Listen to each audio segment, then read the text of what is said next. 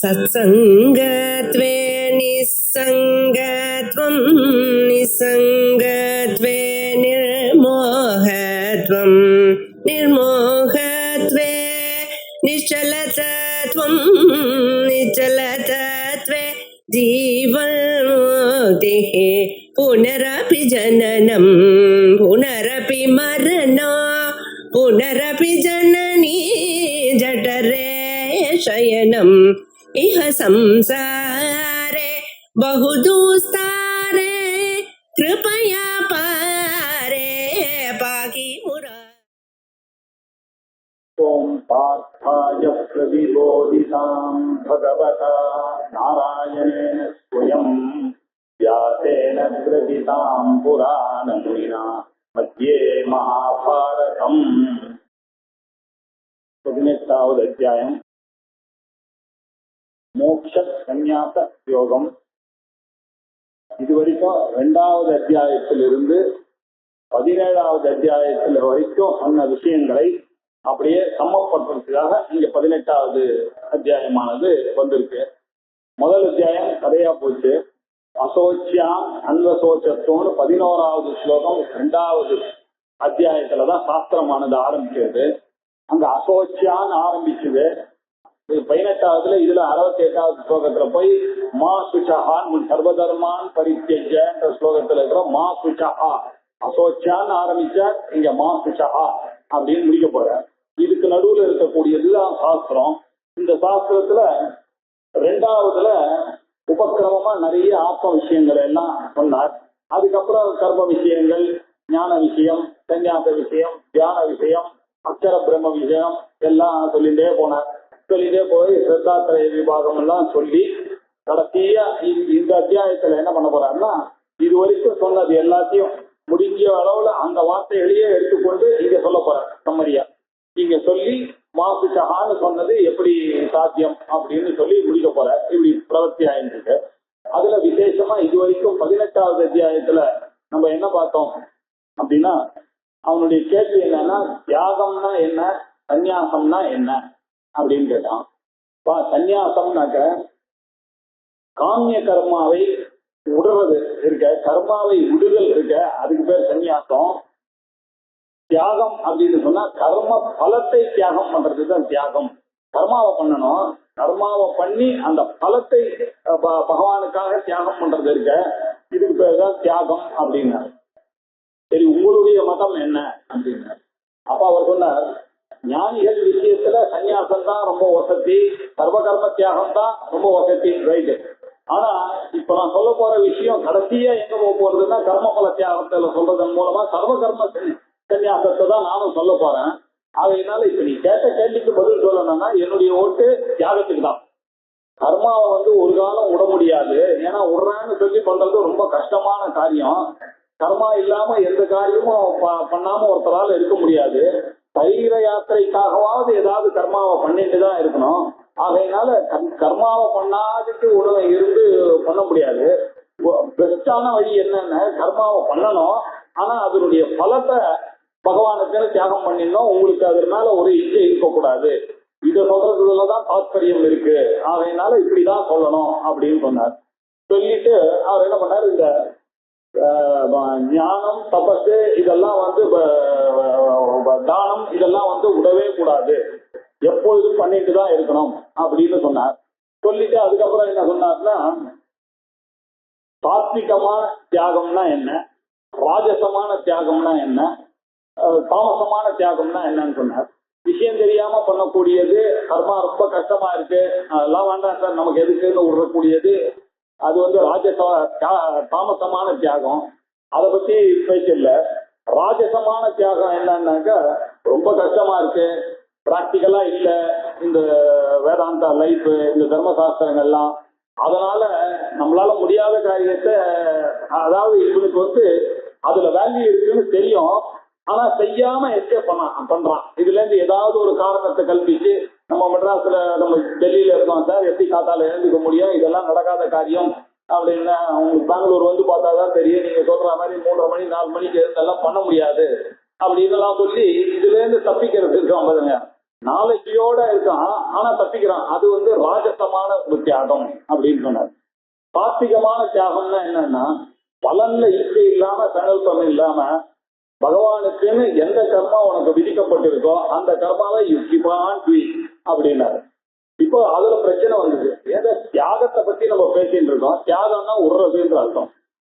ராஜச தியாகத்துல விட்டா கரெக்ட், தாமச தியாகத்துல விட்டா கரெக்ட். சாத்விக தியாகம்னா உடுறத பத்தி சொல்லாம நீங்க கர்மாவை பண்றத பத்தி சொல்றீங்களே, இது என்ன நியாயம் அப்படின்னு கேட்டார்.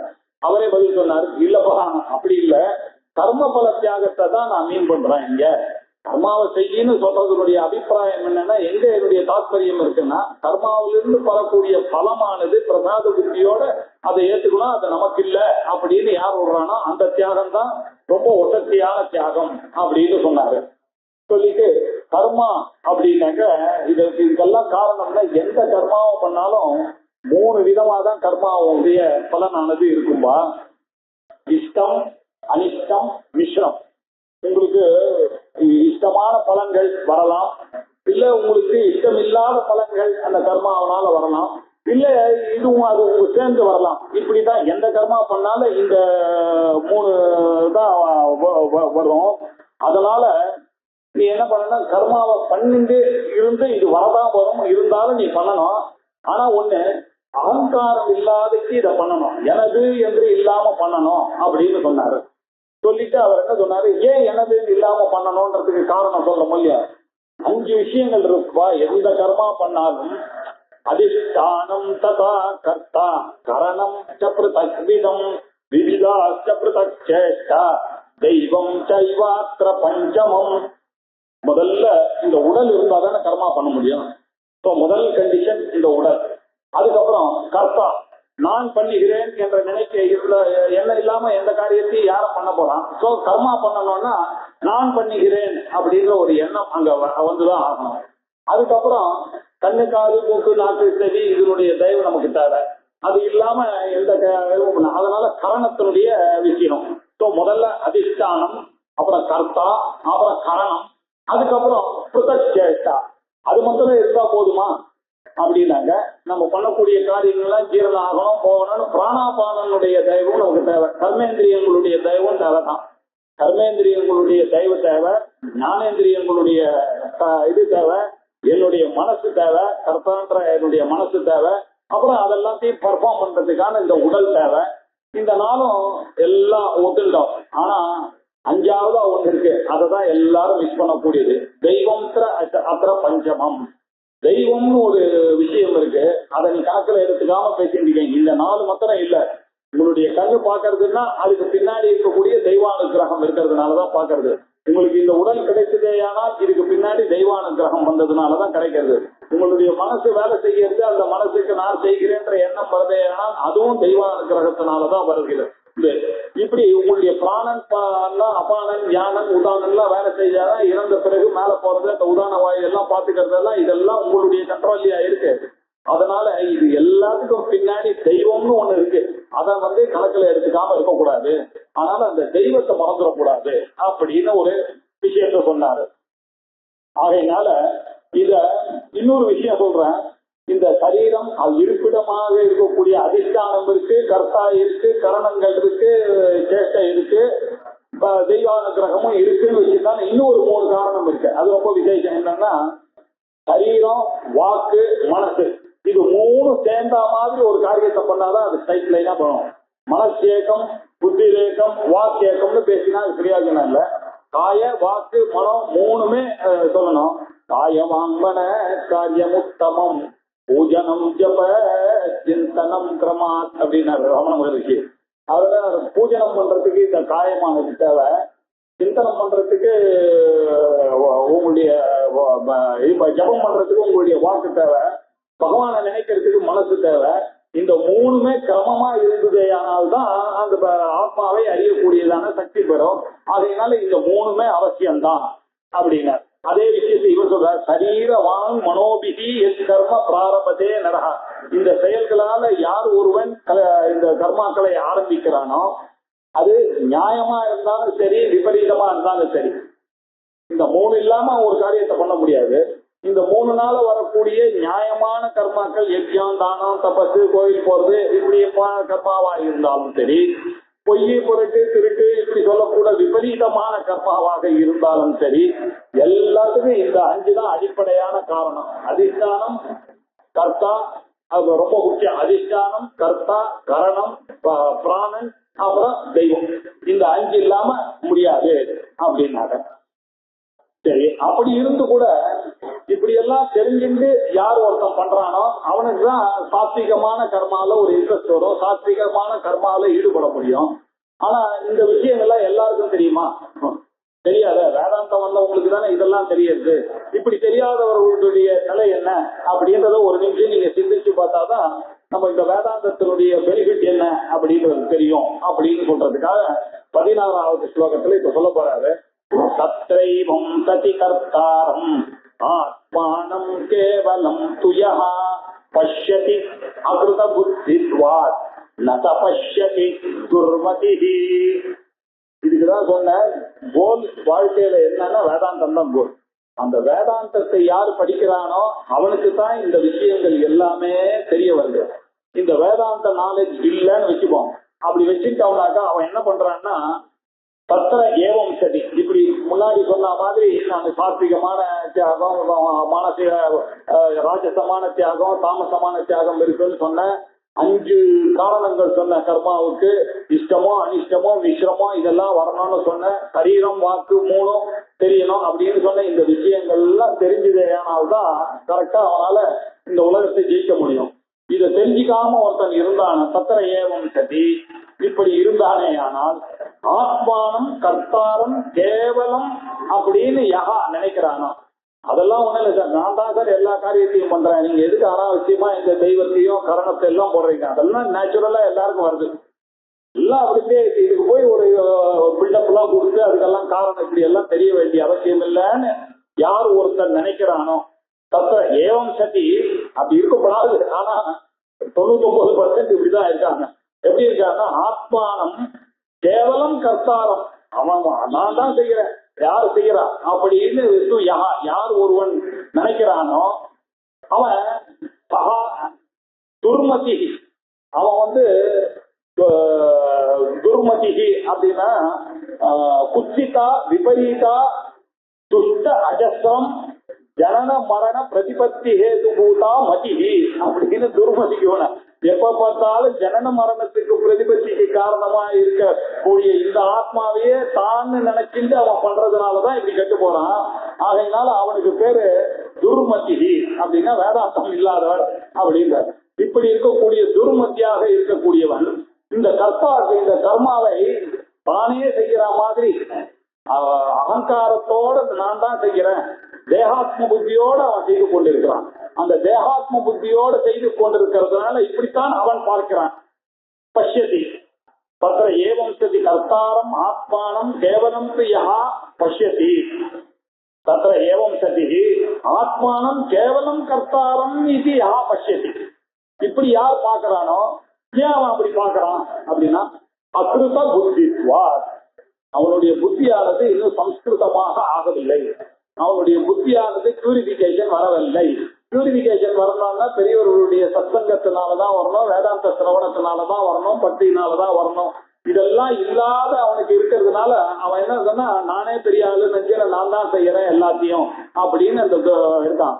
அப்படிப்பட்ட துர்மதியோட உடையவர்கள் நாம சொல்லக்கூடிய இந்த வாழ்க்கையை இந்த சாத்வீகமான கர்மான்னா என்ன அப்படின்ற விஷயத்தை பஷ்யதி அவன் பார்ப்பதில்லை.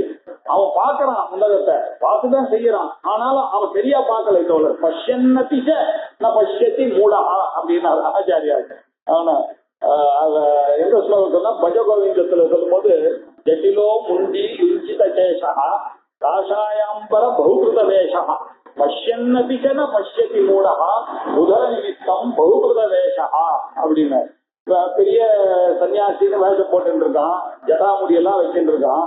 அவன் இன்னும் சில பேர் இருக்கான் ஜெயின்ஸ், அவங்க எல்லாம் என்ன ஒரு முடியையும் சுகம் சுகம் சுகம்னு எடுத்துட்டு திகம்பரனா சுத்திட்டு இருக்கார்கள். அவர்களாக இருந்தாலும் சரி, ஜட்டிலோ முண்டி லுஞ்சித கேசகா, இப்படி கேசத்தை ஒவ்வொன்னா பிடிக்கணும். லுஞ்சித கேசகா காஷாயம்பர பௌகிருத வேஷம், காஷாயத்தை வேற போட்டு வேஷம் வேற போட்டு காஷாயாம்பர பகுகிருத வேஷம் பண்ணுவாங்க. அப்படிப்பட்டவர்கள்லாம் இந்த வேதாந்தத்தை புரிந்து கொள்ள முடியாது. பஷ்யன்னதி பஷ்யதி, அவர்கள் இந்த உலகத்தை பார்த்தாலும் சரியாக புரிந்து கொண்டார்கள் என்று சொல்ல முடியாது. எல்லாம் உதர நிமித்தம், எல்லாம் வயசு பழைப்புக்காக பண்றது பகுகிருத வேஷா அப்படின்னு சொன்னார். பஷ்யன்னதி ந பஷ்யதி, இவன் இப்படி கசாரமாக இருந்து கொண்டு இந்த உலகத்தை இப்படி பார்த்தாலும் அவன் எப்படி பார்க்கறான் அப்படின்னாக்க, மேகம் மூவ் ஆகும் போது சந்திரன் மூவ் ஆகிற மாதிரி பார்க்கறான் அப்படின்னு ஆச்சாரிய பாக்கியம். மேகத்துல மூவ் ஆகும் பொழுது இவன் சந்திரனை பார்க்கற மாதிரி. எதா அப்ரேஷு தாவத்து சந்திரம் தாவந்தம். இந்த அஜ்ஞானிகள்லாம் எப்படி எதோட கம்பேர் பண்ணான்னாக்க, பகவான் ஒருத்தர் பின்னாடி இருக்காருன்னு தெரியாம இந்த உலகம் இயங்கிறது தானா இயங்கிறதுன்னு நினைக்கிறது எப்படி இருக்குன்னாக்க, மேகம் அங்க மூவ் ஆகிட்டு இருக்கு, கூட சந்திரன் மேகம் அப்படி மூவ் ஆகுறத பார்த்து சந்திரனும் மூவ் ஆகுறது அப்படின்னு எப்படி அஜ்ஞானி ஆனவன் நினைக்கிறானோ அப்படி. யதா தைமிரிக அநேகம் சந்திரம், திமிர தோஷத்தினால இவருக்கு 2-3 சந்திரன் தெரியுது, அவன் கண்ணுல கோளாறு ஆகையினால தெரியுது. அதை வச்சு அவன் என்ன நினைக்கிறான், 2-3 சந்திரன் இருக்கு அப்படின்னு அவன் சொல்றான் மாதிரி இருக்கு. இல்ல இன்னொரு நியாயம் சொல்றான், யதாவா வாகன உபவிஷ்டா அந்நேஷு தாவத்து ஆத்மானம் தாவந்து. இவன் கார்ல உட்கார்ந்து இருக்கான், பக்கத்துல போயிட்டு இருக்கும் போது மரங்கள்லாம் இப்படி போறதை பார்த்து மரம்லாம் போறதுன்னு எப்படி ஒரு பிரமையை ஏற்படுத்துகிறதோ அப்படிதான் இவன் அகங்காரத்தினால இந்த கர்மாவை செய்து கொண்டு இதுதான் செய்யறது, இதுதான் நேச்சுரல்னு நினைக்கிறவன் தவறான பார்வையை கொண்டு இருக்கிறதுனால அவன் உண்மையான இந்த வாழ்க்கையை அவன் பார்ப்பதில்லை. பஷ்யன்னபி என்ன பஷ்யதி, அவன் பார்க்கிறான் தான், அவனும் பார்க்கிறான், ஆனா அந்த பார்வை வேற, நம்ம பார்க்கிற பார்வை வேற அப்படின்னாரு.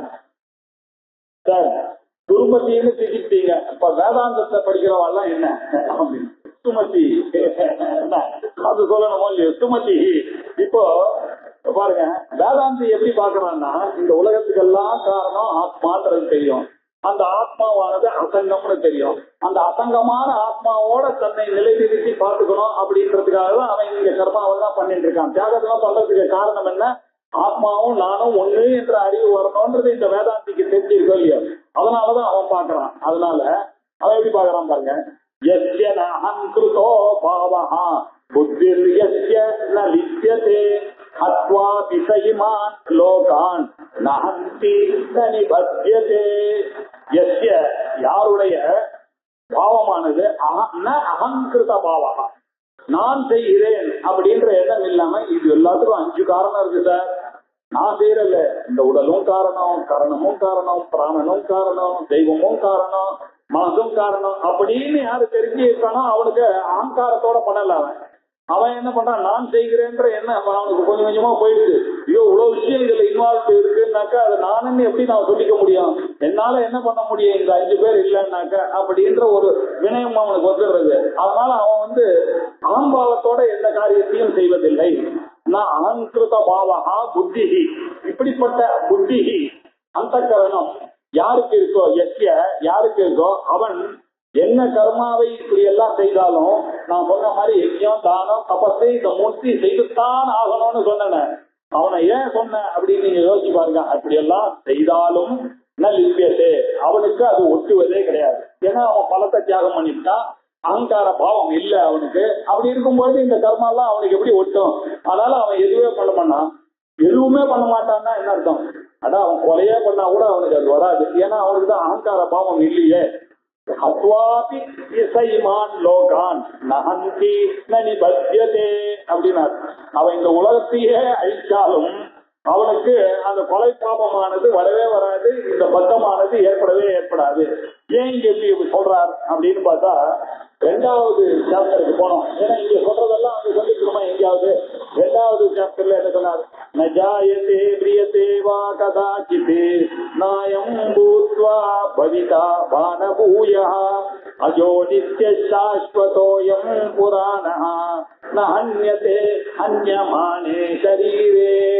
இந்த அர்ஜுனா, நீ என்னமோ நான் தான் கொலை பண்ண போறேன்னு ஒரு ராங்கான மோகமா நினைச்சிட்டு இருக்க. ராகத்வேஷத்தினாலையும் மோகத்தினாலையும் உனக்கு நான் தான் கொல்ல போறேன், நீ ஒன்னும் பண்ண போறது இல்ல. பின்னாடி நான் எல்லாத்தையும் பிளான் பண்ணி வச்சிருக்கேன் மகாபாரதத்துல, எல்லாம் அதுபடிதான் நடக்க போறது. நீ என்னமோ உன்னாலதான் துரோணர் கொல்ல போறார், பீஷ்மர் கொல்ல போறார், நான் கொலையாளியா ஆயிடுவேனே அப்படின்னு நினைக்கிறேன்னு இந்த ஆத்மாவானது பாரு, எங்க இருக்கக்கூடிய ஆத்மா அது, அந்த ஆத்மாவுக்கு எந்த காலத்திலையும் கர்த்தத்துவமே வராது. அந்த ஆத்மாவானது யாரையும் கொல்லுவதும் இல்லை, கொல்லப்படுவதும் இல்லை அப்படின்னு சொல்லி இந்த ஆத்மாவை புரிய வைக்கிறதுக்காக வேதா விநாசினம் நித்யம் ஏனமஜம் அவ்யயம் கதம் ந புருஷ பார்த்த கம் காதயதி ஹந்திகம். இப்படி இருக்கும் பொழுது அவன் யாரை கொல்லுவான், யாரால் கொல்லப்படுவான்? ரெண்டுமே கிடையாது. ஆத்மா அவனுடைய பண்ண அகர்த்தாவா இருக்கக்கூடிய அவிநாசியா இருக்கக்கூடிய ஆத்ம ஞானத்தோட ஒருத்தன் அகம்பாவம் இல்லாம பார்த்தா அவனுக்கு எந்த பாவமும் அவனுக்கு வரப்போறது இல்லைன்னாக்கா அவனுக்கு எப்படி கொலை மாத்திரம் வரும், கொலை பாவம் மாத்திரம் வரும்னு அந்த அர்ஜுனனுக்கு சொன்ன அதை மனசுல வச்சுட்டு இங்க சொல்றாரு. ஆகையினால உனக்கு வரவே வராது. வாசாம் சிகீர்ணானி யதாபிஹாய நவானி கிருண்ணாதி பராபராணினார். இந்த சரீரமானது போனதுன்னா எப்படி வேற சட்டையை போட்டுக்கிறோமோ அதே மாதிரி இந்த சரீரம் இன்னொரு சரீரத்துல போய் வரக்கு போறது. அதனால இதுல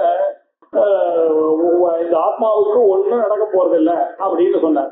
சொல்லி இன்னொரு விஷயத்தை அவங்க புரிய, நைனம் சிந்தந்தி சஸ்திராணி, இந்த ஆத்மாவை எந்த அஸ்திரங்களும் இதை வெட்ட முடியாது. அதை ஞாபகம் வச்சுக்க.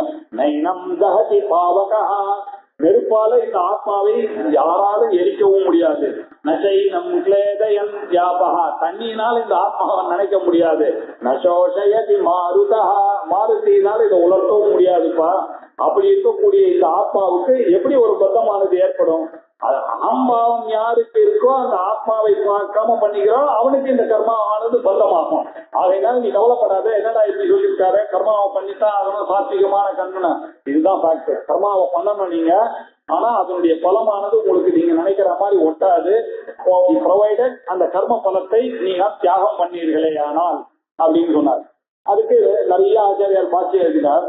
கிழிஞ்சலுக்கு அது தங்கமா தெரியறதுனாலயோ ஒருத்தனுக்கு ரூபாவா தெரியறதுனால கிழிஞ்சலுக்கு ஏதாவது அஃபெக்ட் ஆகுமான்னு என்ன?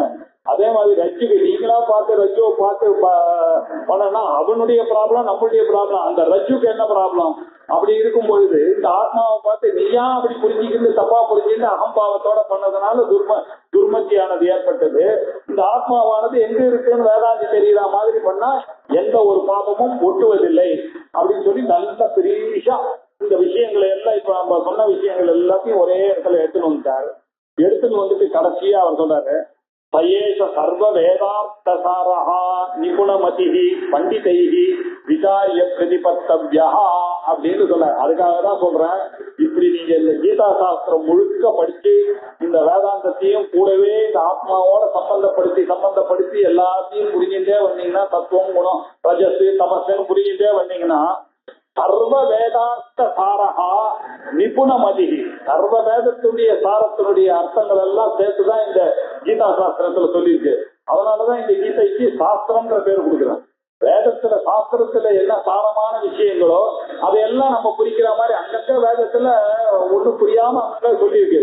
இது எல்லாத்தையும் அப்படி புரியுற மாதிரி அந்த அர்ஜுனனுக்கு பார்த்தோ வச்ச சுதீர் போக்தா துக்கம் நீதாம, அவன் கண்ணுக்குட்டி கொஞ்சம் தான் குடிக்க போறது அந்த பாலை. அந்த அமிர்தம் எல்லாருக்கும் தானே பால் கறக்கிற பாலை. அந்த மாதிரி நான் அர்ஜுனன் மூலமாக எல்லாருக்கும் இந்த வேத சாரத்தை சொல்லணும்ன்றதுக்காக தான் இந்த கீதைய உபதேசம் பண்ண அப்படின்னு சொல்லியிருக்காரு. இதை பண்டிதை விசாரிய, இந்த பண்டிதாளா இருக்கணும்னு ஆசைப்படுறவர்கள் எல்லாரும் அவசியம் விசாரிய பிரதிபத்தவ்யா, இதை அறிந்து கொண்டுதான் ஆகணும், கீதையை படித்துக் கொண்டுதான் ஆகணும். அப்பதான் உங்களுக்கு உலகத்தை பற்றியும் வேதாந்தத்தை பற்றியுமான ஒரு அறிவானது உங்களுக்கு நிச்சயமா ஏற்படும்ன்றது ஆச்சாரியாருடைய அபிப்பிராயம். வெறுமை உபநிஷத்தெல்லாம் படிச்சாலும் வரது இல்லைன்னு சொல்லல. ஆனா இந்த கீதையில இருக்கக்கூடிய ஃப்ளோ அவ்வளவு ஈஸியா ஃப்ரெண்ட்லியா கீழே இறங்கி கையை பிடிச்சுன்னு அழைச்சிட்டு போறதுனால இது நீங்க பிடிச்சிட்டுதான் ஆகணும். இதை சுமத்தியா நீங்க மாறணுமே ஆனால் இது பிரதிபத்தவ்யா இது தத்திர தத்திர பிரகரண விபாகேன தர்ஷினா அஸ்மாபிஹி. தன்னை தானே சொல்லிக்கவே மாட்டாரு இந்த இடத்துல ஆச்சாரியர் சொல்றார். அதுக்காகதான் உங்களுக்கு அங்கங்க காமிச்சேன். காமிச்சதோட இல்லாம நான் என்ன பண்ணிருக்கேன், சாஸ்திர நியாய அனுசாரேன, சாஸ்திரத்தையும் விட்டு கொடுக்கல, நியாயத்தையும் விட்டு கொடுக்காம அங்கங்க காமிச்சுட்டே வந்ததுக்கு காரணம் என்னன்னாக்க நல்லா இந்த சன்னியாசம் தியாகம்லாம் நீங்க புரிஞ்சுக்கணும் அப்படின்ற அப்பதான் ஆத்ம ஞானமானது வரும். ஆத்ம ஞானம் சொல்றதுதான் வேதத்தினுடைய சாரம். அந்த வேதத்தினுடைய சாரத்தை சொல்றதுனாலதான் கீதா சாஸ்திரமும் சாரமா இருக்கு அப்படின்னு சொல்லி அதை முடிஞ்ச அதுக்கு விசாரமா பாக்கியம் என்ன சாதாரண ஒரு ஸ்லோகம் தான். ஏன் இவ்வளவு எழுதினாருன்னா நாயம் ஹந்தின ஹிந்தியத்தை வேதா வினாசம் ஒவ்வொன்றுக்கும் அவர் எக்ஸ்பிளனேஷன் கொடுத்துட்டு வந்தார். வாசாந்தி ஜீர்ணானி இப்படி எல்லாம் சொல்லி முதல்லயே சொல்லியிருக்கேன் அப்படின்னு சொல்லி சுமத்தினாக்க பண்டிதன்ற அர்த்தத்துல சொல்லியிருக்கேன். வேதாந்திக்கு தான் வேல்யூ சொல்றதுக்காக வேதாந்தம் படிக்கிறவா இந்த மாதிரி விஷயங்களை அறிந்து கொண்டு தான் ஆகணும். இதுதான் லைஃப்ல மிஷன் அப்படின்றத புரிஞ்சு கொள்ளுங்கள் அப்படின்னு எழுதினார். ஞானம் ஞேயம் பரிஞாதா த்ரிவிதா கர்ம சோதனா கரணம் கர்ம கர்த்தேதி த்ரிவித கர்ம சங்கிரஹா. கர்மாவை பத்தி சொன்னீங்க. கர்மாவை பண்ணிதான் ஆகணும். சாத்விகமான கர்மாவை பண்ணிதான் ஆகணும். யஜ்யம் தானம் தப்பம் இது மூணுத்தையும் விடவே கூடாது அப்படின்னு சொன்னீங்க. சொன்னதோட இல்லாம 5 விதமான காரணத்தை வேற சொல்லிட்டீங்க. தெய்வம் பஞ்சகம் எல்லாம் சொல்லிட்டீங்க. இந்த கர்மாவை யார் தோன்றா? இந்த 5ல தெரியலையே. யார் தோன்றதுனால இவன் பண்றான் அப்படின்னா இதுக்கு நீ புரிஞ்சுக்கணுமா? யார் தோன்றான் அப்படின்னா அவளுடைய கர்மாவசாத்து அவளுடைய மனசுல பிரதிபலிக்கிற சைத்தன்யத்தை அவா என்னோடதுன்னு நினைச்சிட்டுதான் எல்லாரும் காரியங்களை பண்ணிட்டு இருக்காம்பா. அதனால இப்ப என்ன ஆச்சு அப்படின்னாக்க அதை புரிய வைக்கிறதுக்காக இப்ப சொல்ல வர ஞானம் ஞேயம் பரிஞாதா த்ரிவிதா கர்ம சோதனா. இந்த கர்மாவனுடைய பிரவருத்தி சோதனான்னாக்க கட்டளை. பிரவருத்திக்கு ஒரு காரணம். கர்மாவை பண்ணக்கூடியதுக்கு காரணமாக இருக்கக்கூடிய பிரவருத்திகள் 3 விதம் வா அப்படின்னாரு. என்ன அந்த 3 விதம்? ஞானம் ஞேயம். ஞானம் அறிவு, ஞேயம் அறியப்படும் பொருள், பரிஞாதா அதை அறியக்கூடிய மனசை உடைய ஜீவன். இப்படி இந்த 3த்தையும் நல்லா புரிஞ்சுக்கணும். எப்படி பாருங்க. ஞானம்னா என்ன அர்த்தம் அப்படின்னாக்க ஜீவ பிரம்ம ஐக்கிய ஞானம், அமானித்துவம் மதம்பித்துவம்னு சொல்லியிருக்காரு. அதெல்லாம் இங்க எடுத்துக்க கூடாது. இங்க எடுத்துக்க வச்சுட்டு லௌகிக்கமா நம்ம என்ன நியாயம் இருக்கோம். ஞானம்னா என்ன சொல்றோம்? ஒருத்தன் ஆப்ஜெக்ட் ஆஃப் நாலேஜ். அகம் கடம் ஜானாமி அப்படின்னு சொன்னா என்ன அர்த்தம்? கடம் எனக்கு தெரிகிறது, அதுக்கு பேர் தான் ஞானம். அந்த ஞானத்தை எடுத்துக்கீங்க. இப்போ சாதாரண ஞானம் ஆப்ஜெக்ட் ஆஃப் நாலேஜ். இந்த சப்ஜெக்ட் நாலேஜ்னு போயிட்டீங்கன்னா நமக்கு பிரச்சனை எல்லாம் வரும். அது எப்படி நான் இதுவாகும் இந்த கேள்விக்கெல்லாம் போகவே வேண்டாம். சாதாரணமா ஒரு ஆப்ஜெக்ட் இருந்ததே ஆனால் அந்த அறிவு எனக்கு ஏற்படுகிறது. இதுக்கு பேர் ஞானம்.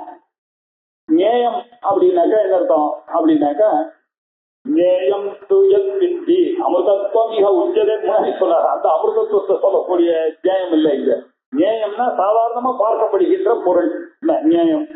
அப்புறம் பரிஞாதா இந்த ஜீவன் மனசோட இருக்கக்கூடிய போக்தா, அந்த போக்தாவாக இருக்கக்கூடிய இந்த ஞானத்தை அறிஞ்சு என்ஜாய் பண்ற இந்த 3 விதம் தான் பிரவருத்திக்கு காரணமாக இருக்கிறது. உலகத்தில் இருக்கக்கூடிய பொருள்கள் விஷயத்தை எடுத்துட்டீங்கன்னா இந்த 3 தான் காரணமாக இருக்கு. என்னன்னா ஞானம் ஞேயம் பரிஞாதா அப்படின்னு இருக்கு. அதே மாதிரி எல்லா கர்மாவும் ஏன் பண்றாங்க? உலகத்தில் இருக்கக்கூடிய கர்மாவை தானே பண்ண போறான். உலகத்துல இருக்கக்கூடிய கர்மான்னு சொன்னா அது ஆப்ஜெக்ட். உலகத்துல கர்மாவை பண்றான் அப்படின்னு சொன்ன தெரிந்து கொள்கிறான்னு சொன்னா அது ஞானம். உலகத்துல தெரிந்து கொள்ளக்கூடிய கர்மாவை வைத்துக் கொண்டு அவன் அறிந்தவனாக இருந்து கொண்டு அதை செய்கிறான் அப்படின்னு சொல்றதுனால இந்த 3 தானே கர்மாவுக்கு காரணமாக இருக்கு. இதையே இன்னொரு விதமா சொல்றான் பாருங்க. இந்த கர்மாவுக்கு ஆதாரம்னு சொன்னாக்க இதையே இன்னொரு விதமா சொல்றேன். கரணம் கர்மா கர்த்தா. கரணம்னா கருவி இல்லையா? நான் ஒரு கவிதை எழுதுகிறேன்னு சொன்னா எனக்கு எது வேணும்? கை வேணும், பேனா வேணும். இது கருவி கரணம். அதுக்கப்புறம் கர்மா. எதை எழுதுகிறேனோ அதுக்கு பேர் கர்மா. கவிதை எழுதினா அந்த கர்மாவை எப்படி புரிஞ்சுக்கிறது அப்படின்னா இப்போ ராமஹா ராவணம் ஜகாத அப்படின்னு ஒரு வார்த்தை சொன்னேன். ராமஹா ராவணானவன் ராவணனை கொன்றான் அப்படின்னு சொன்னார். இப்போ இந்த கர்மான்றது இன்னொன்னு 2வது விபக்தி வருது. ராமஹா பிரதமா விபக்தி ஏகவசனம். ராமஹா யாரை கொண்டான் அப்படின்னா ராவணனை. அந்த நை போடுறதுக்காக ராவணத்துக்கு ஒரு இம்மு போட்ட ராவணம் ஜகாத. இந்த இடத்துல கர்த்தா யாரு? ராமஹா. கர்மா என்ன? ராவணம். என்ன செயல் பொன்னான் இப்படி வருது இல்லையா? இந்த எழுவாய் பயனிலை செய்யப்பட்ட உரல்னு நம்ம தமிழ்ல சொல்ற அதே விஷயங்கள் தான் உலகத்துல இருக்கிறதெல்லாம். அறிவுன்றது கருவி, அவரை கர்மான்றது அதனுடைய ஆக்ஷன். கர்த்தான்றவர் யாரு? செய்கிறவர். இந்த மூணு இல்லாம ஏதாவது கர்மா வருமா? இதுதான் கர்ம சங்கிரகா, இதுதான் கர்மாவுக்கு ஆதாரம். இதை புரிந்து கொள்ளணும் அப்படின்னா எதுக்காக இதெல்லாம் சொல்றார் அப்படின்னாக்க, ஞானம் கர்மா அப்படின்னு ரெண்டு விஷயத்த சொல்றாரு. கர்த்தா இந்த மூணுத்தையும் இன்ட்ரோடியூஸ் பண்ணாரு இல்லையா? இப்ப இத விஸ்தாரமா சொல்லணுன்றதுக்கு, ஞானம்னா சாத்விக ஞானம்னா என்ன, ராஜச ஞானம்னா என்ன, தாமச ஞானம்னா என்ன, கர்மானா என்ன, சாத்விக கர்மா எது, ராஜச கர்மா எது, தாமச கர்மா எது, கர்த்தானா யாரு, சாத்விகமான கர்த்தா யாரு, ராஜசமான கர்த்தா யாரு, தாமசமான கர்த்தா யாரு, இப்படி சொல்றதுக்காக இப்படி ஒரு பீஜம் போட்டாருங்க. போட்டுட்டு ஞானம் கர்மச்ச கர்த்தாச்ச கிருதாயேவ குணபேததஹ ப்ரோச்யதே குணசங்க்யானே யதாவத் ஸ்ருணுதான்யபி. இவ்வளவு தூரத்துக்கு இந்த விஷயத்தை பேசுறதுக்கு வந்துட்டோம். இன்னும் கொஞ்சம் பேச வேண்டிய விஷயம் இருக்கு. அவன் நன்னா அவதாரைய கேளு, நன்னா கேட்டுதான் இருக்கான். அப்படியே யதாவத் ஸ்ருணுன்னு சொல்ல வேண்டிய அவசியம் இல்லை, கேளு அப்படின்னா என்ன அர்த்தம்? சொல்லிட்டே இருக்கும்போது கேளு அப்படின்னு சொன்னா ஐ நீட் யுவர் அட்டென்ஷன். நன்னா அட்டென்டிவா கேளு, நான் இப்ப சொல்ல போறேன் அப்படின்னாரு. ஞானம் கர்மா கர்த்தான்னு மூணு விதம் இருக்கு இல்லையா? ஞானம் கர்மா கர்த்தா இந்த மூணும் கிருதாயேவ குணபேதத்தா, இதெல்லாம் சத்வாதி கிரம பேதேன்னு மூணா பிரிஞ்சிருக்கு. ஞானத்துக்கும் மூணு குணங்கள் இருக்கு, கர்மாவுக்கும் மூணு குணங்கள் இருக்கு, கர்த்தாவுக்கும் மூணு குணங்கள் இருக்கு. அதனால ஞானம் கர்மா கர்த்தா இது மூணுத்தையும் குணபேதத்தா நீங்க அறிந்து கொள்ள வேண்டும். புரோச்சதே குணசங்கியானே, இந்த குணப்பாகுபாடு எல்லா இடத்திலையும் புரோச்சதே சொல்லப்பட்டிருக்கிறது சாஸ்திரங்கள்ல. அதை எல்லாத்தையும் நான் எடுத்து உங்களுக்கு தனியா இப்ப காமிக்க போறேன். அதனால யதாவத் விஷ்ணு, அதை நான் எப்படி சொல்றேனோ அதை எதாவது இருக்கோ அதை நான் அப்படியே சொல்ல போறேன். நன்னா கேளு, பாணி அப்படி அதையும் கேட்டு தெரிஞ்சிருந்தாதான் முழுமையான ஒரு அறிவானது உனக்கு ஏற்படும், கர்மாவை பத்தியும் தியாகத்தை பத்தியும் அப்படின்னு சொல்ல போறேன். ஞானம் கர்மச்ச கர்த்தாச்ச த்ரிதைவ குணபேததஹ ப்ரோச்யதே குணசங்க்யானே யதாவத் ஸ்ருணுதான்யபி. சொல்லி இப்ப நேரம் அடுத்தது சாத்விகமான ஞானம் என்ன, ராஜசமான ஞானம் என்ன, தாமசமான ராஜசம் என்ன, ஞானம் என்ன அப்படின்னு அந்த ஞான விஷயத்த முதல்ல எடுத்துட்டு போறார். அதுக்கப்புறம் கர்மாவை எடுத்துட்டு போறார், அதுக்கப்புறம் கர்த்தாவை எடுத்துட்டு போறார். இப்ப ஞானத்தை முதல்ல எடுக்கிறார். சர்வபூதேஷு ஏனைகம் பாவம் அவ்யயம் ஈக்ஷதே அவிபக்தம் விபக்தேஷு தஜ்ஞானம் வித்தி சாத்விகம். முதல்ல சாத்விகம் ஞானம் என்றால் என்ன அப்படின்னு சொன்ன தத்து வித்தி நன்றாக அறிந்து கொள்ளுங்கள். சாத்விக ஞானம் சாத்விகம் ஞானம் என்றால் என்ன என்பது சொல்லுகிறேன், கேட்டுக்கொள்ளுங்கள் அப்படின்னாரு. விபக்தேஷு சர்வபூதேஷு, எல்லா பூதங்களிலேயும் நிறைய பாகுபாடுகள் பிரதிதேகம் இருக்கு இல்லையா? எல்லா மனிதர்களுக்கும் வேற வேற மைண்ட் இருக்கு, வேற வேற ஞானம் இருக்கு, எறும்புக்கும் இருக்கு, கொசுக்கு இருக்கு, 84 ஜீவராசிகள் இருக்கு. 84 லட்சம் ஜீவராசிகளுக்கும் தனித்தனியா உடம்பு இருக்கு, தனித்தனியா மனசு இருக்கு. இப்படி விபக்தேஷு சர்வபூதேஷு வேறு வேறான உடல்கள் வேற இருக்கு எல்லாருக்கும். விபக்தேஷு சர்வபூதேஷு அவிபக்தமா ஒண்ணு இருக்கு. அதுதான் நம்ம கவனிக்க வேண்டிய விஷயம். இதுல பிரிச்சு அறிய முடியாததான ஒண்ணு இருக்கு, அதுதான் ஆத்மா. எல்லாத்துலயும் இருக்கு. எல்லாம் நீங்க வேற, நான் வேற, அவர் வேற, இவர் வேற, தனித்தனி சமையல் ஆத்துல தனித்தனி எல்லாம் பண்ணாலும் நம்ம எல்லாருக்கும் ஒரு ஒற்றுமை இருக்கு. அதனால எல்லார் இடத்துலயும் அந்த ஆத்மா இருக்கு. அவரை நீங்க பிரிச்சு பார்க்கவே முடியாதுன்ற ஒரு விஷயம் தெரிஞ்சுக்கணும் இல்லையா? இதுதான் தெரிய வேண்டிய விஷயம். பாக்கி விஷயங்கள்லாம் எல்லாருக்கும் தெரியும். அது தார்க்கிகன் சொல்றதோ, ஜெயினன் சொல்றது, இதெல்லாம் துவைத்தி சொல்றதெல்லாம் இதெல்லாம் ரொம்ப சௌரியம். நான் வேற இது வேறன்றது எல்லாருக்கும் தெரியும். ஆனா வேற இல்லைன்னு நான் உங்களுக்கு ஏற்கனவே இந்த துவைத்தி பத்தி ஒரு ஜோக் சொல்லியிருக்கேன். சுவாமி தயானந்தா ஒரு ஜோக் சொல்லுவாரு. இந்த துவைத்திகள்லாம் நீங்க எல்லாமே விபக்த பக்தமா இருந்தாலும் அதுல அதிபக்தமாக ஒரு ஆத்மா தான் எங்கும் இருக்கார் அப்படின்றத அவன் ஒத்துக்க மாட்டேன்றான்.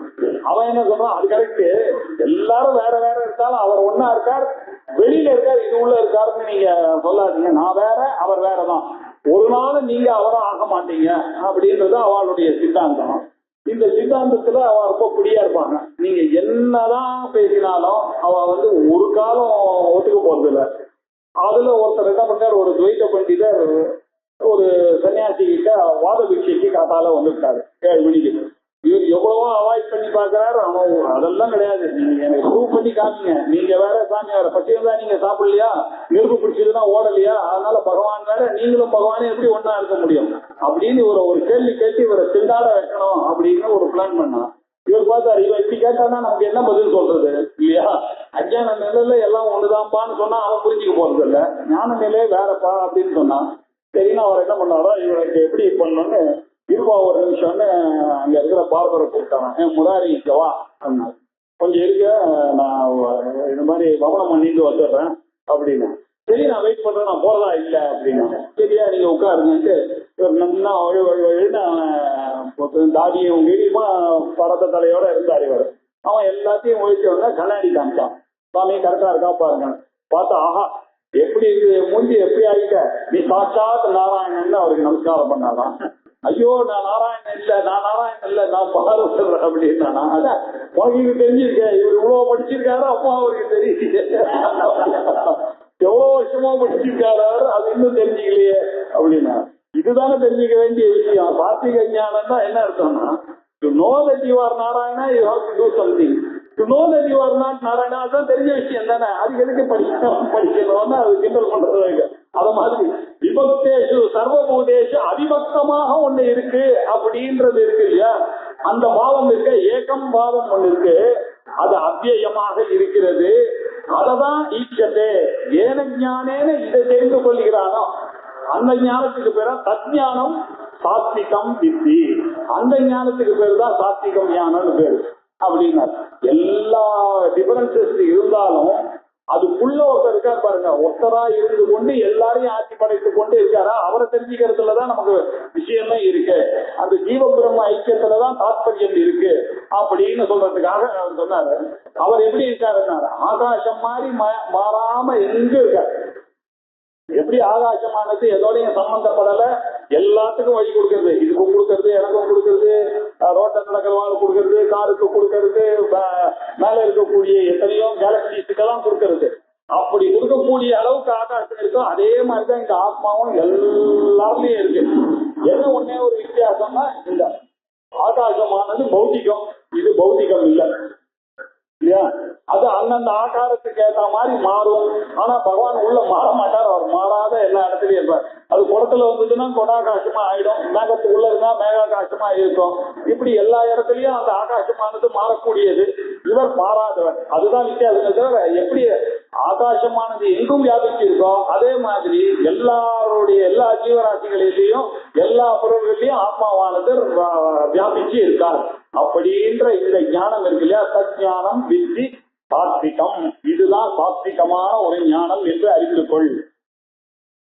பிருதக்வேன துயத் ஞானம் நானா பாவான் பிருதக் விதான் வேத்தி சர்வேஷு பூதேஷு சத்ஞானம் வித்தி ராஜசம். விபக்தமாக இருக்கக்கூடிய விஷயங்களை அவிபக்தமாக இருக்கக்கூடியவர்கள் யாரோ அதை அறிவதுதான் ஞானம் அப்படின்னு சொன்னா, அதுதான் சாத்விக ஞானம் அப்படின்னு சொன்ன. இப்போ என்ன சொல்றாரு, இவன் எப்படி பாக்குறான்னாக்க, அது எப்படி இந்த துவைதிகள்ல இப்ப கொண்டு வர நிறைய பேர் எல்லா பிலாசபர்ஸ் என்ன சொல்றாங்க, இவன் சர்வேஷு பூதேஷு பிரதக்வேன பிரதக்கு விதான் நானாபாவான் ஞானம் தஞ்ஞானம் வித்தி ராஜசம். இப்படி பிரிக்கலாம் அன்வயம். சர்வேஷு பூதேஷு எல்லா பூதங்களிலும் பிரதி சரீரம் ஒரு சரீரத்திலையும் அவர் நானாபாவத்தோட இருக்கார். அப்படி நம்மள மாதிரி ஒன்றாக இருக்கான்னு அவன் நினைக்கிறது கரெக்ட் நீங்க சொல்றது. ஆனா இவருடைய ஆத்மா வேற, அவருடைய ஆத்மா அநேகா, அது பரமாத்மா ஏகைய, அது வேணா ஒத்துக்கிறான் அப்படின்னா அவன் எல்லாரும் அது ஒத்துக்கிறாள் இல்லையா. எல்லாரும் பிரதி சரீரம் பின்னகா ஆத்மா ஆனா பரமாத்மா ஒருத்தர், அவர் வெளியில இருக்கார், இங்க இருக்கிறதுக்கு சான்ஸ் இல்ல அப்படின்ட்டு அவன். இப்படி யாரு பிருத்தத்வேன தனக்கு தனித்தனியாக அறிகிறான். இவர்கிட்ட இருக்கிற ஆத்மா வேற, நீ உங்ககிட்ட இருக்கிற ஆத்மா வேற, எங்கிட்ட இருக்கிற ஆத்மா வேற, இப்படி தனித்தனியா நானாபாவான் பிறக்கிறான். தனித்தனியாக நானாவிதமாக இருக்கக்கூடிய ஆத்மா எதுவோ எல்லாத்துலயும் அதுதான் உண்மையிலேயே ஆத்மா அப்படின்னு யார் ஒருத்தன் நினைக்கிறானோ அவன் வித்தி ராஜசம். இது ராஜசபாவம். ஆனா நம்ம திட்டல அவனை, ஏன்னா இதுதான முந்தி நிச்சயம். நம்மளும் அப்படிதான் நினைச்சோம். எல்லாரும் தனித்தனியா இருக்கா, அதுல உத்தம புருஷர்கள்லாம் இருக்கா, அவளுக்குதான் இதெல்லாம் பிரிக்கிறது, அவெல்லாம் காட்லி பர்சன்ஸ், இப்படிதானே நம்மளும் நினைச்சோம். இது ஒண்ணு தப்புன்னு சொல்ற அர்த்தத்துல இல்ல. ஆனா இந்த லெவல்ல அவருக்கு இருக்கிறது ராஜச லெவல்ல தான் இருக்கும். அதுக்கு மேல வேதாந்தத்துக்கு சாத்விகமான லெவலுக்கு வரணும் அப்படின்ற அத்தியாயத்துல சொல்றாரு. ஆத்மா வேற வேறன்னு நினைக்கிறவன். முதல் கேஸ்ல ஆத்மா ஒண்ணு, சரீரம் மாறினாலும் அந்த ஆத்மாவானது ஒண்ணுன்னு நினைக்கக்கூடிய அறிவு சாத்விகமான அறிவு. ஆத்மாவானது நிறைய பொருள்கள் இருக்கு, வேற வேறையாக இருக்கார், பிரதி சரீரம் பின்னமாக இருக்கிறார் அப்படின்னு நினைக்கக்கூடிய அறிவுக்கு பேரு ராஜச அறிவு என்று பெயர். பிருதக்வேனது யத் ஞானம் நானாபாவான் பிருதக்விதான் வேத்தி சர்வேஷு பூதேஷு. இப்படி சர்வேஷு பூதேஷு யஹா வேத்தி, யார் ஒருவன் இப்படி அநேக விதமாக வேறுபட்டதாக வேற வேற ஆத்மாவை தனித்தனியாக இருக்கிறார் என்று நினைக்கிறானோ எது ஞானம். இப்படி நினைக்கிறவனுடைய ஞானமானது சதி ஞானம். அந்த ஞானமானது ராஜசம் வித்தி. இது பேர் ராஜசம் என்று அறிந்து கொள் அப்படின்னார். அதுக்கப்புறம் எத்து கிருஷ்ணவித்யே கஸ்மின் கார்யே சத்தம் அஹைதுகம் அதத்வார்த்தவத் அல்பம் ச தத்தாமசம் உதாஹ்ருதம். ரொம்ப கஷ்டமான ஸ்லோகங்கள் இதெல்லாம், கொஞ்சம் வருத்தத்தை கொடுக்கக்கூடிய ஸ்லோகங்கள். அவர் எப்படி சொல்றாரு பாருங்க. அதுக்கு ஆச்சாரியர்கள் இன்னும் யார் ஒருவன், இவனும் இருக்கான். இந்த ரெண்டு பேரும் கொஞ்சம் ரீசனபிள் ஆளு. இன்னொருத்தர் இருக்கான் எத்து தூணு போட்டதுனால அவ ரெண்டு பேரையும் யாவர்த்தி பண்ணிட்டோம். இப்ப சொல்ல போறது ஒரு புது விஷயம். கிருஷ்ணவதி ஏகஸ்மின், எல்லா ஆத்மாவும் ஒரே இடத்துலதான் முழுமையாக இருக்கு. அதுவும் தப்பு இல்லையா? எல்லா இடமும் எல்லா ஆத்மாவும் எங்க இருக்கு? ஒரு இடத்துலதான் இருக்கு. அது எங்க இருக்கு? கோவில் கருவறையில இருக்கு, அங்கதான் இருக்கு. வேற எங்கேயும் அந்த ஆத்மாலாம் இல்ல இப்படின்னு அவன் நினைச்சிட்டு இருக்கான். கிருஷ்ணவதே ஏகஸ்மின், ஒரு இடத்துல தான் அது இருக்கு, வேறு எங்கேயும் இல்ல. கார்யே சத்தம் அஹைதுகம், அந்த இடத்துல இருந்து எல்லா காரியத்தையும் அது பண்ணிட்டு இருக்கு. அப்படி காரிய சட்டம் இருக்கு, அதுதான் இருக்கு அப்படின்னு இவனுக்கு ஒரு அட்டாச்மெண்ட். எங்க இருக்குன்னா இந்த கோவில்ல தான் இருக்கு. அவாளுக்கு ஒரு கோவில் பிடிச்சமான கோவில், அவாளுக்கு ஒரு பிடிச்சமான மடம், அவாளுக்கு ஒரு பிடிச்சமான தெய்வம், இப்படி நினைச்சுட்டு இவன் என்ன பண்றான், அதுதான் ரைட்டு அப்படின்னு அதுலயே ஒரு சட்டம்னா ஒரு அட்டாச்மெண்ட். இதுக்கு என்ன காரணம்னு கேளுங்க, சொல்ல தெரியும். அகை துக்கம், ஒரு காரணமும் சொல்ல முடியாது. காரணம் கேட்டா தெரியாது அவனுக்கு. ஆனா எனக்கு தெரியுது இதுதான் சக்தி, இவர் தான் காடுன்னா இவர் தான், அவ்வளவுதான் போங்க, இதுக்கு மேலதான் நான் சொல்ல விருப்பலன்னு ஒரு உடாப்பிடியான ஒரு ஒரு மௌத்தியமான ஒரு பிடிப்பு அவனுக்கு இருக்கு. அத்தத்வார்த்தவதல்பம் ச, உண்மையான தத்துவார்த்தம் என்னன்றது அவன் அறிந்து கொள்ளவில்லையப்பா. என்ன எங்க இருக்கு? எங்க இருக்கக்கூடிய ஆத்மாதான் அங்கேயும் இருக்கு. உனக்கு ஈஸியா நீ இன்வோக் பண்றதுக்காக அங்க வச்சிருக்கோம் அப்படின்னு சொல்லாம, அதெல்லாம் நீங்க என்ன பேசினாலும் நான் ஒத்துக்க மாட்டேன், அங்க இருக்கு அவ்வளவுதான் அப்படின்னு உடாப்பிடியா இருந்து கொண்டு இருக்காங்க. அது அர்த்தப்பட்டு அல்பம் சதத்து, குறுகிய இடத்துலதான் அது இருக்கும். எங்க கிட்டதான் இருக்கும், ஒரு தீபம் மாதிரி இருப்பார், அதுதான் உண்மை, அங்கதான் இருக்கும். சூக்ஷ்மமா இருக்கார், அவர்தான் பகவான். இந்த ஒரு லிங்கத்துலதான் இருப்பார். சின்ன அம்பாள்ல தான் அவர் இருக்காரு. பெரிய அம்பாள்லாம் போய் நீங்க வேஸ்ட் பண்ணாதீங்க, டைட் அந்த கோயிலுக்கு போகாதீங்க, நான் சொல்றேன் வாங்க அப்படின்னு. இப்படி எல்லாம் ஒண்ணு இருக்கு இல்லையா? இந்த மாதிரி பண்ணக்கூடிய ஞானம் இருக்க, இந்த மாதிரி ஒரு விடாப்பிடியான ஞானம். அந்த ஞானம் எப்படி இருக்கு அப்படின்னாக்க அகை துக்கமான ஒரு ஞானம். காரணமே இல்லாம ஒரு பிடிப்பு பிடிச்சிட்டு இருக்கான். இதனாலதானே உங்களுக்கு எல்லா சண்டே ரிலீஜியஸ் வாரெல்லாம் வருது. அவன் என்ன சொல்றான், நான் பிடிச்சா அந்த சர்ச்சில் இருக்கிற அந்த சாமி தான் வசதின்றான். இவன் சொல்றான், சர்ச்ச மேரியோட இருக்கக்கூடிய அந்த சாமியை எப்படி சாமியா இருக்க முடியும்? சாமின்னா வெறும் ஒரு அடையாளம், கிராஸ் தான், அதெல்லாம் இல்ல அப்படின்னு அதுல ஒருத்தன் பிடிச்சான். அதுல ஒருத்தன் ப்ராட்டஸ்டன்ட், அதுல ஒரு அதே மாதிரி இங்க இருக்க சூஃபீஸ், இந்த இடத்துல போனா சன்னீஸ், ஷியாஸ்ன்னு அங்க ஒரு ஊருக்குள்ள பேதம் சொல்லவே வேண்டாம், எல்லாருக்கும் தொட்ட இடத்துலதான் பேதம் நமக்கு. இப்படி எல்லாரும் அவாவாறு ஒண்ணு பிடிச்சிட்டு அதுதான் சிறந்தது, பாக்கி எல்லாம் எதுவுமே கிடையாது, அந்த ஒரு புக்கு தான் கரெக்ட், அந்த சாமி தான் கரெக்ட்னு இப்படி பண்ணிட்டு இருக்காரு. இதுதான் தாமசமான ஞானம்னு பேரு அப்படின்னாரு. இதுக்கு ஆச்சாரியார் நிறைய விஷயங்கள் எழுதியிருக்காரு. ரொம்ப ரசமான விஷயங்கள்லாம் சொல்ற பாருங்க. அதுல இவன் என்ன நினைக்கிறான், ஏகஸ்மின் காரிய தேகம், ஒரே ஒரு இடத்துல ஒரு சாமியத்தினுடைய தேகத்துலதான் கிருஷ்ண பரமாத்மானா அதுதான். நான் அதப்புறம் நாச்சி, இதை விட வேறானது இல்ல. சிவபக்தன்னாக்க சிவனுடைய தேகத்துலதான் சிவன் இருக்கார், வேற எங்கேயும் இருக்க மாட்டார் அப்படின்னு புடிச்சிட்டு பகிர்வா பிரதிமாகவும் இந்த பிரதிமையில போய் அதுல போய் சட்டம், அதுல போய் அட்டாச் ஆகி ஏதாவானே ஆத்மா, இதுதான் உலகத்தினுடைய ஆத்மா, இதை புரிந்து கொள், ஈஸ்வரன்னா இவர்தான், என்ன அதப்பரம் அஸ்தி, வேற இதுக்கு மேல நீங்க தெரிஞ்சு கொள்ள வேண்டியது இதெல்லாம் போய் படிக்காதீங்க, அதெல்லாம் போய் படிச்சுக்கிறீங்க எல்லாம். நான் சொல்றேன் இதெல்லாம் பேஸ்ட், நீங்க வாங்க, நான் சொல்ற கோயிலுக்கு வாங்க, நான் சொல்றவரை பாருங்க, எல்லா அருளும் உங்களுக்கு கிடைக்கணும். அவன் அதுலயே இப்படியா எல்லாரையும் கன்வெர்ட் பண்றதுக்கு கூட தயார் நான். ஆனா நான் சொல்ற வார்த்தையை நீங்க நம்பணும்னு ஒரு புடியா இருக்கான் இல்லையா, அவன் என்ன பண்ணா இன்னொன்னு போறாரு, சபனகாதீனாம் சரீனான்வர்த்தி தேக பரிமாணா ஜீவகாதான் அப்படின்னு ஜெயினன் என்ன சொல்றான். அவன் ஆத்மாவானது எங்க இருக்கணும், இந்த எஞ்சான் உடம்புக்குள்ள இருக்கும் அப்படின்னு சொன்னான். அதுலயே திகம்பரம் ஸ்வேதம்பரால்னு 2 பேர் இருக்கான். வெள்ளை ட்ரெஸ்ஸை போட்டு கட்டிட்டு வாயிலெல்லாம் போடி அகிம்சையை பிராக்டிஸ் பண்ணக்கூடியவாள் ஸ்வேதம்பரால். அவதான் நம்ம நடுவுல பார்ப்போம், கையில ஒரு இதை வச்சுட்டு போயிட்டு இருப்பாங்க. அதான் கிளீன் பண்ணிட்டு, ஏன்னா அவன் எந்த பாக்டீரியாவை கூட சாகடிக்க மாட்டான். அதுக்காக வாய் வழியா ஏதாவது பூச்சி போயிடும்ன்றதுக்காக வாயையும் மூடிடுவாங்க. இப்படி இருக்கக்கூடியவர்களுக்கு பேரு ஸ்வேதம்பரான் ஒரு காஸ்ட். இதுல ஜெயினன்ல இன்னொரு காஸ்ட் திகம்பரா, ட்ரெஸ்ஸே போட மாட்டான். அவளுக்கு திக்கேவ அம்பரம். அந்த திகம்பரால் என்ன சொல்றாங்க, எம்ஜிஆர் உடம்புலதான் பகவானே இருக்காரு, இது தவிர வேற எங்கேயும் இல்லைன்றத உலகத்துக்கு பிரகடனம் பண்றதுக்காக தான் இந்த திக்கு தான் என்னுடைய அம்பரம், திக்கு தான் பகவான். இந்த ட்ரெஸ்ஸுக்கெல்லாம் வேல்யூ கொடுக்க கூடாது, இந்த பொருள்களுக்கெல்லாம் வேல்யூ கொடுக்க கூடாது, அதுதான் வசதியான ஞானியினுடைய நிலை அப்படின்னு பிரகடனப்படுத்தியிருக்கான். அந்த காலத்திலேயே அவன் இருந்திருக்கான்னு தெரியுது. ஆச்சாரியால் எழுதியிருக்காரு, நக்ன சபனகாதீனாம் சரீரானுவர்த்தி தேக பரிமாணா ஜீவகா ஈஸ்வரஹா அப்படின்னு.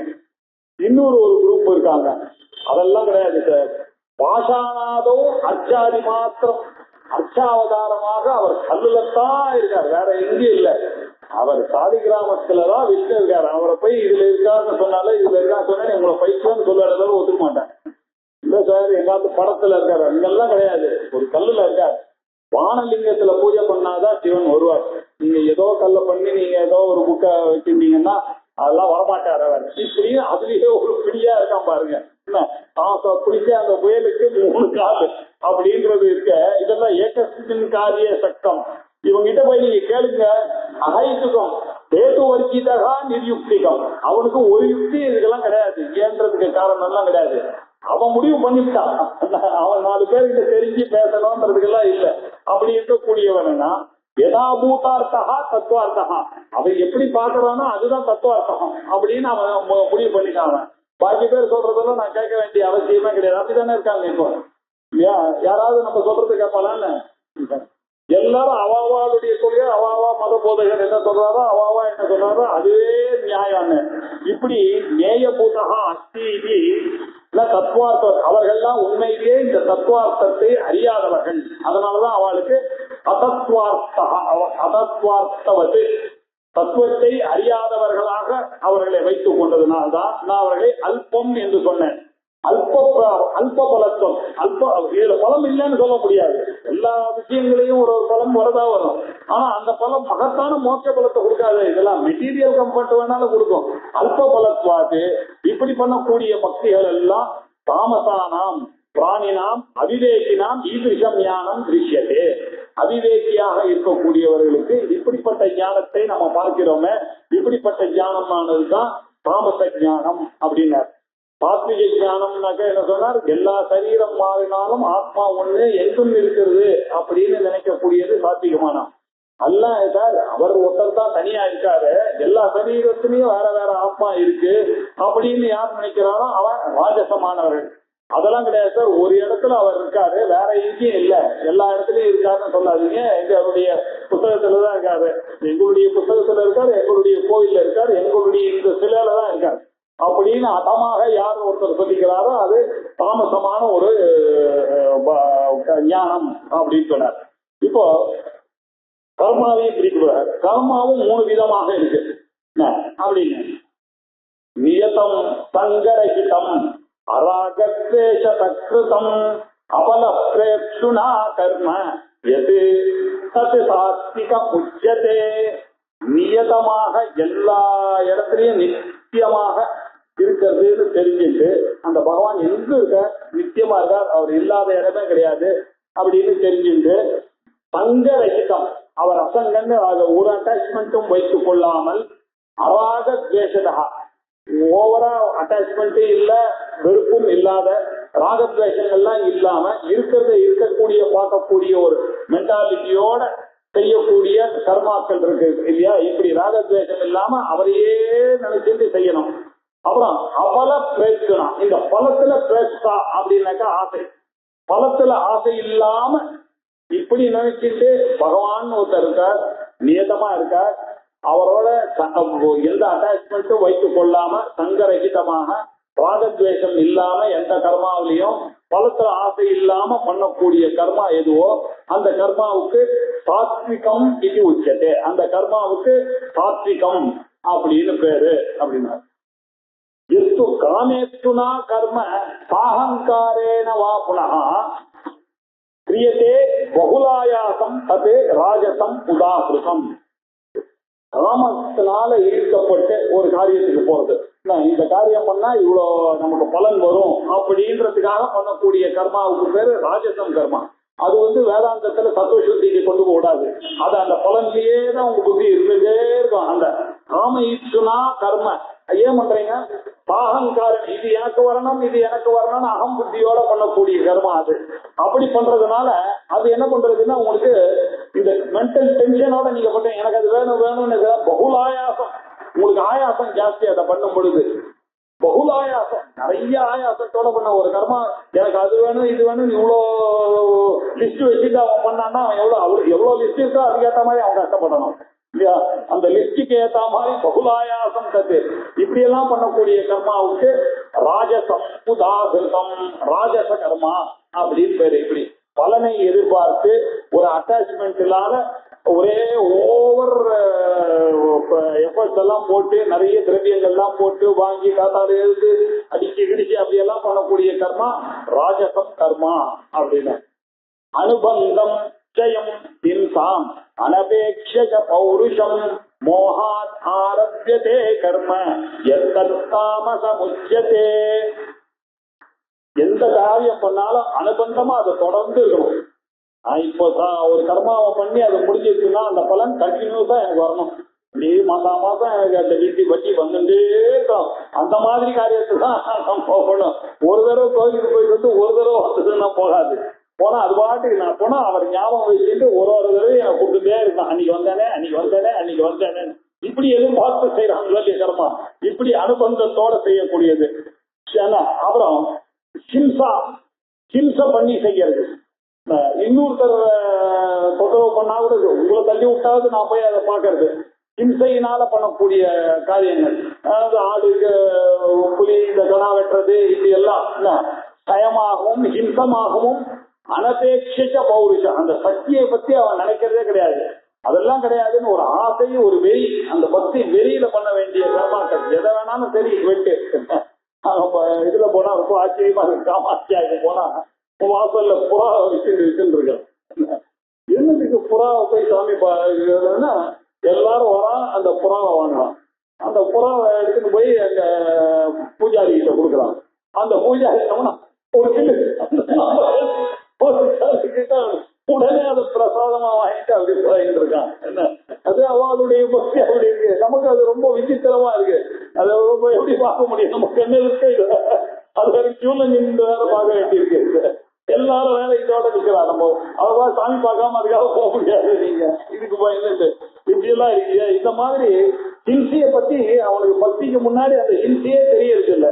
அவனுடைய சக்திக்கு மீறி அனபேட்ச பௌருஷம்னா அவனுடைய சக்தியும் மீறி அனபேட்ச புருஷகாரம் சக்னோமி இதம் கர்மான்னு நினைப்பு இல்லாமயே எதுவா இருந்தாலும் என்னால பண்ண முடியும்னு அவன் பண்றான் பாருங்க. ஏன்னா யார வேணாலும் எடுத்துன்னு வந்து பண்றான், எப்படி வேணாலும் பண்றான்னு சக்திக்கு மீறி காரியங்கள் எல்லாம் பண்றது. இதுக்கெல்லாம் காரணம் என்ன தெரியுமா? இதெல்லாம் பக்தியில பண்ற கர்மா இல்ல, இதெல்லாம் மோகத்தினால பண்ணக்கூடிய கர்மா.